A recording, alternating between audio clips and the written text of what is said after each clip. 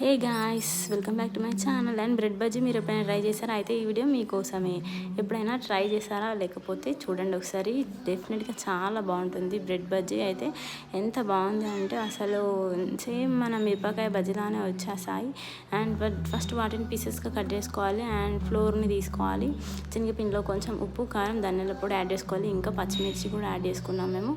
ఇంకా కల్లెమాకు, కొత్తిమీర ఇలాంటి ఏవైనా సరే ఇంగ్రీడియంట్స్ వేసుకోవాలి. అండ్ ఓమా కానీ జీలకర్ర కానీ వేసుకోండి, బాగుంటుంది ఇంకా టేస్ట్.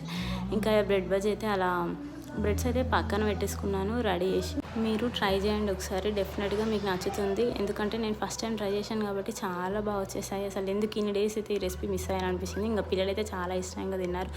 ఇంకా వాళ్ళకి స్నాక్స్ ఏదో ఒకటి చేయాలి కదా అని చెప్పేసి అయితే ఏదో ఒకటి ట్రై చేస్తూనే ఉన్నాను ఇంట్లో మొన్న నుండి. అండ్ ఇంకా ఈ వీడియో నచ్చితే లైక్ చేయండి, షేర్ చేయండి, కామెంట్ చేయండి. Thank you so much for watching my channel. Please subscribe చేసుకోవచ్చు కదా.